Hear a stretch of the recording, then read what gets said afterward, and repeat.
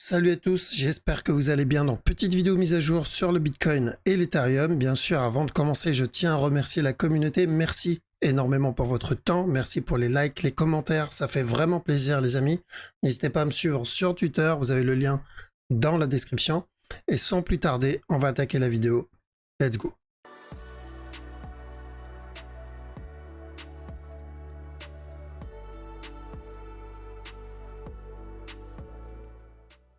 Alors, on va commencer avec notre ami le Bitcoin. Donc, BTC, on a déjà vu dans la vidéo précédente le long terme. Donc, n'hésitez pas à y jeter un œil. Donc, on a vu la structure weekly, on a vu la structure daily. Donc, ce qu'on attend en mode d'investissement et ce qu'on attend sur le trading long terme. Et donc, aujourd'hui, on va se concentrer sur la petite time frame, sur la petite structure, parce que, on le dit régulièrement, mais oui, c'est la petite time frame qui forme la grande, d'accord? Donc c'est toujours les petits moves qui forment ensuite les gros moves. Et c'est pour ça, il faut être patient si on trade la grosse time frame, évidemment. Maintenant, nous, on trade la petite time frame, c'est-à-dire ça nous intéresse, c'est des mouvements qu'on prend. Le buy ici, on le prend. Le sell qu'on a pris ici aussi. Les petits buy ici, les sell ici. Et même en interne, il y en a qui tradent carrément les mouvements en 1 minute. Donc, on sait que ces petits mouvements, que ça soit 1 minute, 5 minutes ou 15 minutes, c'est ce qui compose, c'est ce qui est en train de former la grosse structure. Donc, on garde en tête toujours ces deux-là, d'accord? Toujours garder en tête la grosse structure et ensuite s'amuser en interne et trade les petits moves. Donc, dans les précédentes vidéos, qu'est-ce qu'on avait vu? On avait vu de l'achat ici, on cherchait de l'achat quand on était dans cette zone. Et ça a été validé. Donc, on avait pris nos TP à la cassure du top. On a bien insisté, prendre des TP, mettre le reste en break-even. Une fois le top cassé, on avait dit de chercher des sell setup. D'accord? Tant qu'il ne corrige pas dans cette zone, s'il donne des sell setup, ce qu'il a donné ici, on cherche de la vente. Et l'objectif, c'était de revenir tester ce bas-là. Donc, pour le moment, ça se passe plutôt bien. Ce qu'il donne ici, il me semble qu'on en a parlé dans la précédente vidéo. Pour moi, c'est une structure corrective, il corrige. Donc, l'objectif en petite time frame, donc ça concerne principalement ceux qui tradent en 5 minutes, voire peut-être même en 1 minute. Donc là, l'objectif, c'est de revenir tester ce bas-là pour cette petite time frame. Et l'objectif final, c'est retester ce bas. Après, on a vu sur Zoom, donc en privé, avec les élèves, que certains brokers, le bas n'est pas là. D'accord? Certains brokers, on n'a pas de mèche ici. Faut voir la majorité. Donc, si la majorité des brokers, le bas, il est là, effectivement, notre objectif, c'est de revenir tester ce bas. Maintenant, si la majorité des brokers, le bas, il est plus haut, exemple, le bas, il est là, l'objectif, forcément, il va être ici. D'accord? Parce que même si ça ne change pas techniquement la direction, parce que si le bas, il est là, notre regular flat aurait été celui-là, l'original. Donc celui-là, et revenir péter le bas. Par contre, si le bas était ici, le regular flat aurait été du coup ici. Et la direction, on change pas trop non plus, ça restera baissier, mais c'est l'objectif qui va changer. D'accord? Donc tout va dépendre de si le bas est bien ici. Donc moi, je me base par rapport à ça parce que depuis toujours, je me base sur cette structure. Et pour le moment, ça se passe jusqu'à aujourd'hui, ça s'est toujours plutôt bien passé. Donc je me base sur ce bas et on verra ensuite. Mais effectivement, premier objectif, c'est de revenir casser ce bas. Ça, c'est vraiment pour de la petite time frame, un très petit time frame pour ceux qui tradent.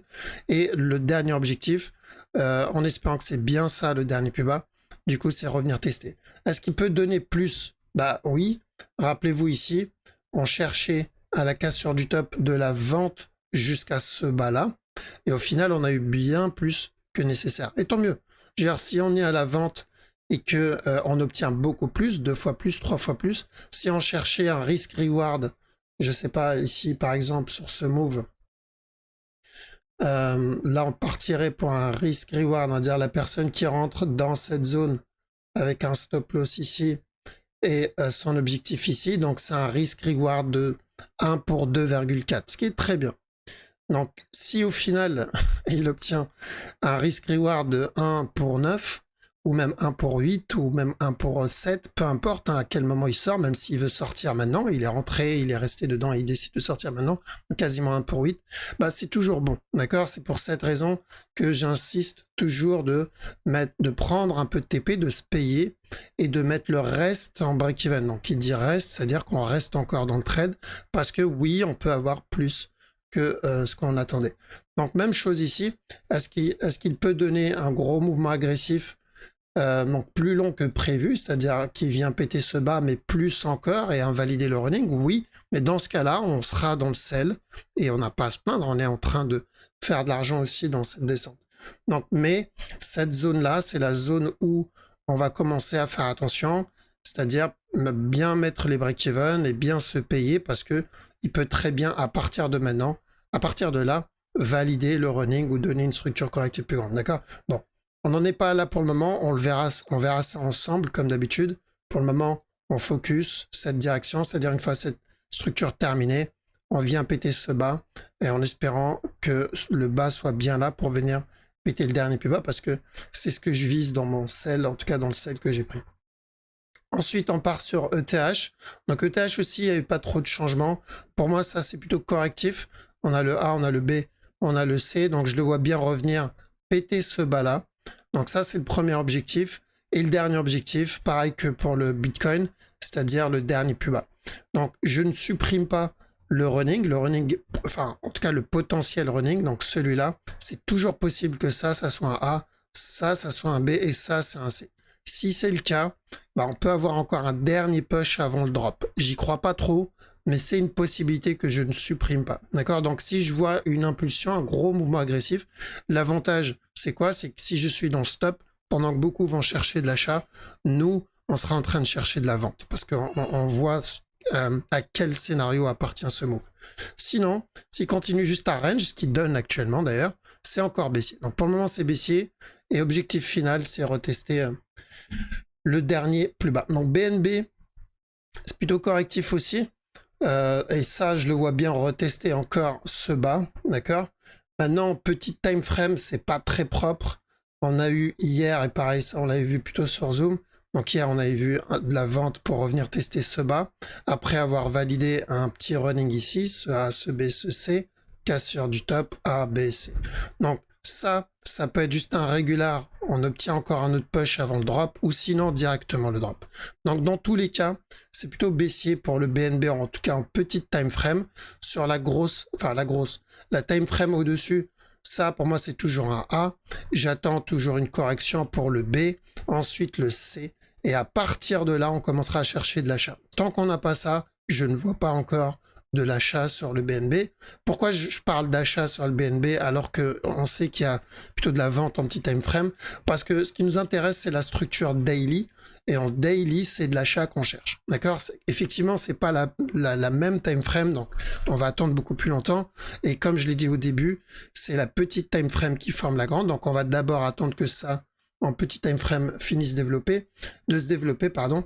Mais l'objectif, c'est de chercher. Donc ça, c'est notre A. Ce qu'il donne là, c'est le B. L'objectif, c'est de chercher le C. C'est ça qu'on veut. D'accord? Ça peut être un très beau trade, comme on a eu sur le sol, qui était vraiment propre. Maintenant, si en petit time frame, on le voit juste, il continue à ramper et nous donner l'impulsion, donc c'est ça qu'on va chercher. D'accord? S'il rampe et il casse ce bas, donc s'il vient péter le bas, on cherche de l'achat pour le C d'un running flat. Donc notre objectif ne sera plus de revenir péter le top, parce que s'il valide ce scénario, c'est plutôt une continuation, donc pas une très bonne nouvelle, en tout cas sur le moyen terme, pour le BNB. Mais pour le moment, toujours la même direction. En daily, on cherche des buy setup. Par contre, en 1 heure, voire même en dessous d'une heure, c'est plutôt baissier. D'accord? Ça, c'est correctif. Et on fait attention à de la baisse. Voilà. Et le DOT, rapidement on passe sur le DOT. Donc DOT ici, ça sera aussi de la petite time frame, parce que la grosse time frame, il n'y a pas de changement, on est toujours dans la même zone. On va regarder en 15 minutes. Et 15 minutes, ça on l'avait vu aussi hier sur Zoom, donc ce A ici, ça comme B. Et tant que ce top n'est pas cassé, donc on cherchait de la vente pour revenir péter le bas. À la cassure du bas, on peut tenter des buy setup en réalité. Donc ça peut être un regular flat. Tant que ce bas n'est pas cassé, pourquoi pas revenir tester le top. d'accord? Mais bien tendre des buy setup. En petit time frame encore en dessous, c'est-à-dire en 15 minutes, s'il donne une impulsion ici, alors attends, je vais mettre la flèche, c'est mieux. Donc s'il donne une impulsion ici, sans casser le top, donc ça c'est vraiment du 5 minutes, donc sans casser ce top, pourquoi pas chercher de la vente jusqu'à ce bas là, d'accord? Donc ça c'est un petit trade vraiment petit time frame, et sur la structure 1 heure, bon ben toujours un flat, tant qu'il continue à range ici, on le considérera comme un flat, et après attention, parce qu'on peut revenir péter ce bas encore une fois, d'accord? Donc on est en train de corriger, mais le seul buy setup que je trouve ici, ça serait celui-là, mais il doit venir tester ce bas, d'accord? Sans casser celui-là, c'est important. C'est-à-dire que notre buy setup, nos setups d'achat, on doit les obtenir dans cette zone. Ok. Donc ça, c'est pour le DOT. Alors, long terme, bien sûr, il n'y a pas de changement, on est toujours dans la même zone. Là, c'est encore correctif, il n'y a pas de setup d'achat. Et nous, on privilégie les setups d'achat sur le DOT. Donc, long terme, on privilégie les setups d'achat parce qu'en daily, ça, on l'avait pas vu dans la précédente vidéo. En daily, pour moi, ça, c'est une fin de structure doucement mais sûrement. Que ça soit pour un running flat déjà terminé ici, donc le A, le B, le C, et on est venu le valider. Dans ce cas-là, on va continuer à ramper un tout petit peu et ensuite se retourner. Ou sinon, un running qu'on va obtenir. C'est-à-dire ça, c'est mon A. Ce qu'il donne là, c'est le B. Et on va avoir un up pour avoir le C. Donc déjà, obtenir ça, c'est très bien, vu que c'est une impulsion daily, voire peut-être un peu en dessous. Okay, mais pour le moment, on finit d'abord ce qu'il donne sur la petite time frame. Mais on ne sait jamais si on peut tenter ça comme petit buy setup s'il valide. Et si, avec un peu de chance, c'est peut-être le setup qui va valider notre mouvement 4 heures, voire mouvement daily. EGLD, donc ça aussi vu hier, donc on cherchait en petite time frame, donc c'était plutôt du 15 minutes parce que grosse time frame, 1 heure, on va le voir, mais ça a été validé notre structure. Donc on cherchait ici de l'achat, objectif c'était un running, donc ça on l'avait validé, et ensuite faire attention à tout ça comme correction pour revenir péter ce bas. S'il corrige pas, c'est qu'il va venir péter le bas parce que le mouvement est plutôt correctif. Donc ça c'est bon, je pense qu'il reviendra péter ce bas. En 4 heures, on a validé notre fameux running, rappelez-vous, quand on était ici, on a dit de faire attention à un top, un up et ensuite un drop. C'est exactement ce qu'on a eu pour ce running flat. Ce A ici, ça comme B et ça comme C. Maintenant que le running est validé, tout ça c'est mon A, ça c'est mon B, ça c'est mon C. Donc à chaque nouveau plus bas, je tente les buy setup sur EGLD. 1 pour le regular flat. S'il vient casser ce bas là, on ira pour un running flat tout simplement. Donc s'il vient casser ce bas, on ira pour un running flat. C'est-à-dire la même chose que ça. La même chose que ça. Ok, mais pour le moment, le bas n'est pas cassé. Donc on privilégie les buy setup, donc de l'achat sur EGLD plutôt que de la vente. Les sells, c'est vraiment ce qu'on a obtenu sur de la petite time frame. Donc, en réalité, ça dépend de la time frame que vous recherchez. En 4 heures, ici, ça c'est du 4 heures, je privilégie plutôt de l'achat. D'accord? En 1 heure, donc quand on regardait hier en 1 heure, on privilégie plutôt de la vente ici. D'accord? Parce qu'en 1 heure, c'était plutôt une structure corrective pour de la vente et l'objectif n'est plus le même, c'est juste venir tester cela. En 15 minutes, c'est différent aussi parce que quand on était dans cette zone, quand on était ici, on privilégiait de l'achat jusqu'à la cassure du top. Et à la cassure du top, là, on va pour la structure 1 heure. Et à la cassure de ce bas, on va pour la structure 4 heures, donc le C du régular ou le C du running. Okay. Donc le sol, alors il a donné deux impulsions assez bizarres, d'accord? Nous, le sol, on cherchait ou un contracting ici avec un A, B, C et de la vente directement, ce qu'il a donné. L'autre option, c'était un running ici. Donc un drop pour un running, ensuite un up, et ensuite venir péter le bas.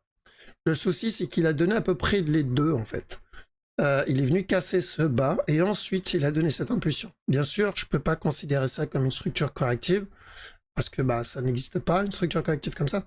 Du coup, ça, c'est toujours pour moi la correction terminée avec le contracting en interne. Le problème, c'est ce qu'il fait là-dedans. Donc, à part s'il nous a donné un running caché que je n'ai pas vu, mais sincèrement, j'en vois pas. La seule possibilité, peut-être entre celui-là et celui-là, c'est la seule structure que je pourrais voir. Hop, donc ça comme B, et ensuite ça comme A, B, il nous a donné un C, et après le drop. Si c'est le cas, c'est vraiment dégueulasse. C'est infect. Il n'y a pas grand chose à prendre ici. Donc on va le laisser tourner, sachant que le sol, on a une bonne idée de ce qu'il pourrait faire, vu que on avait pris ce gros buy jusqu'au top. On a quitté le trade à la cassure du top. Par règle, c'est comme ça on prend des profits. En tout cas, on a pris des profits dans cette zone, mais il reste en break-even. Donc, vu le retracement, on n'est plus censé être dedans. Donc, à partir de maintenant, il n'y a que deux possibilités, et c'est toujours les mêmes sur le sol. C'est où il valide ce regular flat. Dans ce cas-là, il va venir casser ce bas tranquillement. Et j'espère à ce moment-là que beaucoup ont vraiment pris leur profit au top, comme on l'a dit. Et l'autre possibilité, c'est qu'il range, c'est-à-dire il donne une autre structure ici. Pour ça, il doit corriger. Donc, il doit donner un autre flat. Et dans ce cas-là, on va avoir besoin d'une correction 4 heures. Donc, ça mettra du temps. Sachant que celle-ci a mis, pour rappel, juste cette correction a mis 38 jours. Donc, ça vous donne une idée de combien de temps on va devoir attendre s'il compte invalider le régular. S'il ne donne pas ça, c'est qu'on viendra tester ce bas. Aussi simple que ça. Et pour le moment, voilà, j'ai pas de correction. J'ai bien l'impression qu'il est motivé encore pour ça.